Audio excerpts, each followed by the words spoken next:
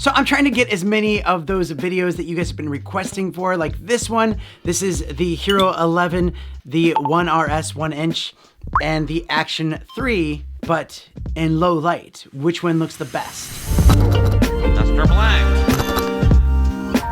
By the way, welcome to the channel. My name is Danny Black, and I love to review cool gear that comes my way. If you're new here, don't be a stranger. Click that button right there. You can find links to everything down in the description, plus a surprise link. Also, I didn't turn on any mid-roll ads on this video, and that's a big thanks to FX Home. And if you are looking for a cool new video editing platform, FX Home is really cool and it's free to use. And I'll tell you more about that at the end of the video, but in case you duck out early, check out the link in the description or the pinned comment.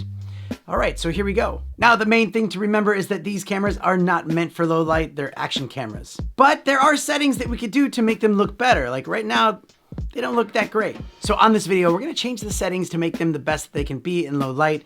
And the first thing you wanna do in low light is get rid of the stabilization. Try to use a tripod as much as possible. So now the stabilization has been disabled for all of them, and it does look a little bit better, doesn't it? But now you can see them all side by side, which one looks the best to you. But let's take it a step further and let's turn off more lights.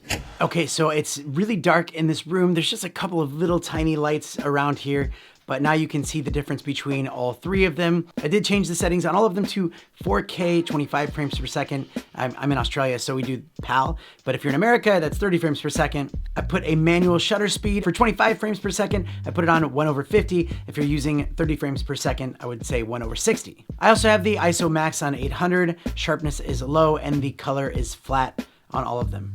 So those are the settings, but you know what? Let's just get a little bit of a key light.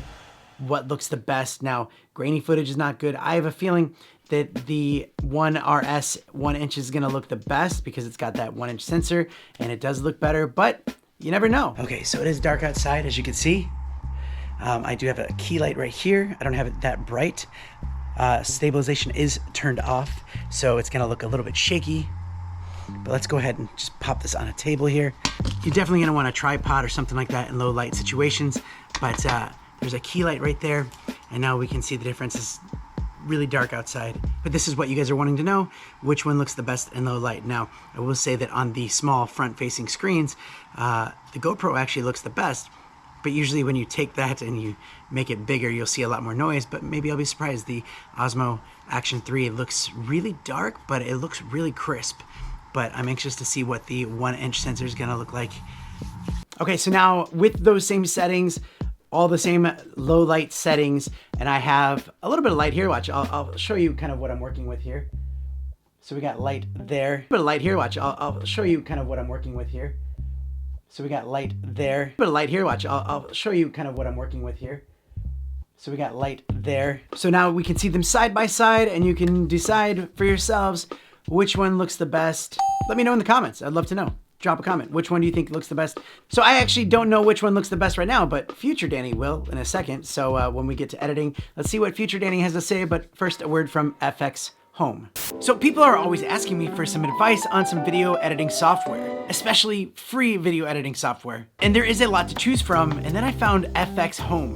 From start to finish, it's super easy to edit and export your projects. They also have free music, sound effects, video effects, and just a lot of tutorials right here on this side that will show you how to use it so you can learn really quickly. And they're also adding new features and effects to it all the time. It's a really cool program and little ecosystem there. And best of all, it's free to use, so you can download it and try it out and see if it's the right program for you. And they do have some extra effects and sounds and things like that that you can pay either monthly or annually. But you can always download it and just try the free part of it and see if that's right for you, and if there's more, you can just add that later. So if you are new to the editing world, you should really check this out because it's a great place to start. You can click the link in the description or the pinned comment, and then you can try it out, play around with it, see how easy it is to use, and I think you'll be pretty happy with it. All right, let's get back to the video. So I looked at all of the footage and like high detail, 4K.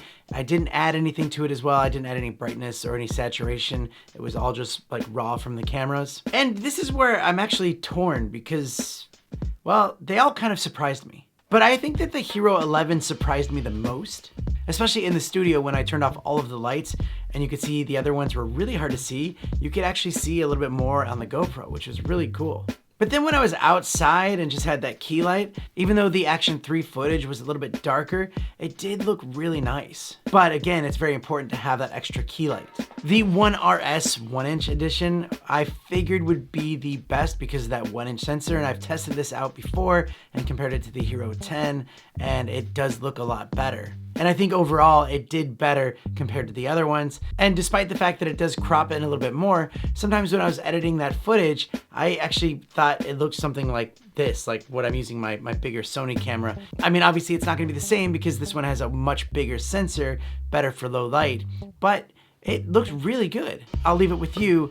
And which one did you think looked the best? Which one would you like to pick out of those three? And again, thank you for all the video requests. I'm working really hard to try to keep up with the barrage of video ideas you guys keep bringing out to me. So do hit that thumbs up button if you can. Give me that warm and fuzzy feeling. And I'll see you next time. Can we call you